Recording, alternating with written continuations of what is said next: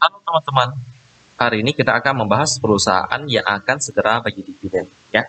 Udah cuan karena bisnisnya di bidang peti kemas dan logistik yang lumayan lancar sehingga dia bisa bagi dividen.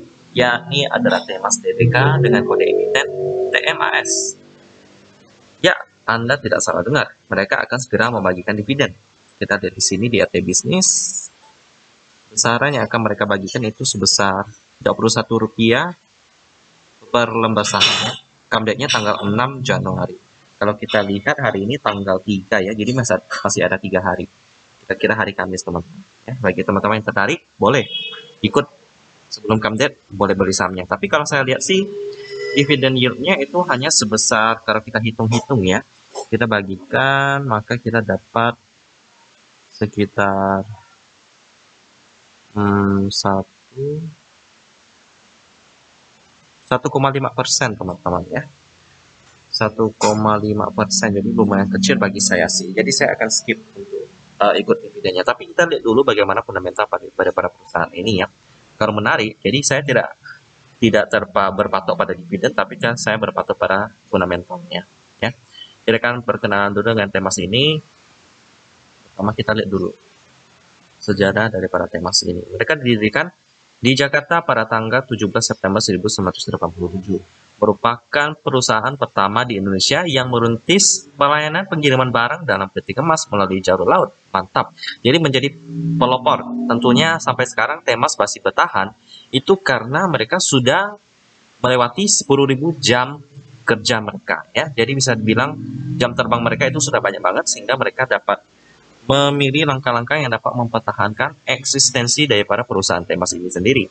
Ya, tahun 2003 melakukan IPO dan akhirnya semakin menguatkan posisi Temas ini sebagai salah satu perusahaan pengangkutan peti kemas nasional yang besar di Indonesia ya. Dengan berbagai teknologi, peralatan yang mereka sudah miliki, menguatkan posisi mereka menjadi pemikiran pertama orang ketika mau kirim barang. Ya, dan pelayanan yang mereka miliki ini ada beberapa. Di antaranya ada transportasi laut. Kita lihat di sini jalurnya ini lokal ya, domestik ya. Jadi nggak ada jalur sampai ke luar negeri. Jadi karena mereka mainnya lokal sih. Lalu ada lagi shipping management, keagenan, bongkar muat juga ada. Lalu manajemen depo dan logistik.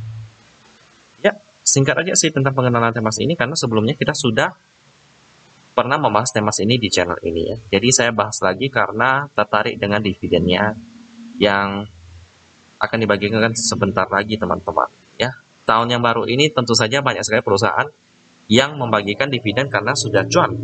Karena kita tahu perusahaan pelayaran, mereka bergerak di bidang yang pasti dibutuhkan oleh orang-orang. Orang-orang kan mau berdagang dari negara Indonesia dengan negara lain seperti Malaysia, seperti China, dan lain-lain tentunya memerlukan barang-barang yang di negara mereka tidak punya. Seperti di negara China mungkin tidak punya kelapa yang banyak, sehingga Indonesia yang merupakan negara tropis punya kelapa, kirim ke China gitu. Ataupun Indonesia mungkin kurang komponen elektronik yang mereka belum bisa produksi sendiri, akhirnya mereka impor dari China. Dan itu semuanya membutuhkan apa? Ya, nah, membutuhkan pelayaran.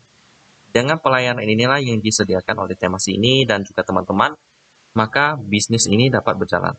Karena itu tentu saja terlepas dari krisis kontainer yang membuat harga kontainer melambung sampai 10 kali lipat teman-teman, tetap harus dipakai. Solusinya gimana? Ya, harus menaikkan harga barang tersebut. Karena itulah terjadi inflasi. Inflasi ini bukan karena konsumsi masyarakat yang meningkat drastis ya, tapi lebih ke harga kontainer yang lebih mahal.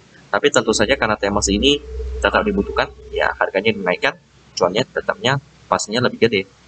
Ya, kita akan lihat sama-sama di RT bisnis ya. Pertama kita besarkan ini dulu. Iya, atau kita kecilkan dulu ya. Kita lihat komposisi pemegang saham daripada Temas ini dulu di profil. Ya, ada PT Temas Lestari. Kita lihat sama-sama. Temas Lestari. Lalu kita masuk ke berita untuk melihat fundamental daripada perusahaan ini. Bagikan dividen interim. Oke. Yang ada masalah sih dari pemegang sahamnya. Lalu kita lihat di statistiknya ya. Nah, sekarang kita ini boleh besarkan lah ya. Kita lihat di sini bahwa komposisi pemegang sahamnya Udah tadi, sekarang kita masuk ke fundamental. Kita lihat di fundamental operating profitnya lebih kecil daripada net profit. Ya, lumayan kurang bagus sih. Lalu dalam sisi valuasi, PR-nya 9,81 kali. Ya, masuk kriteria saya sih dengan PBV 5,16. Wow, PBV-nya udah cukup mahal, tapi PR-nya masih murah ya. Mantap, di operating profit margin 13%, net profit margin 26%. Jadi lumayan bagus. Dengan cash ratio 43%, quick ratio-nya 76%, tapi sayang sekali current ratio-nya cuma 86%, jadi kayaknya cukup berbahaya 10 saham seperti ini sih. Jadi akan saya skip dulu karena asetnya pun mampu membayar hutang jangka pendek. Meskipun turnover-nya cukup liquid 33 miliar. Tapi saya akan skip dulu untuk temas ini ya. Jadi bagi teman-teman yang ingin mengambil keputusan apakah invest atau tidak, semoga video ini dapat menjadi referensi bagi teman-teman ya. Demikian tentang temas yang akan segera bagi dividen, dan kita ketemu lagi di video selanjutnya.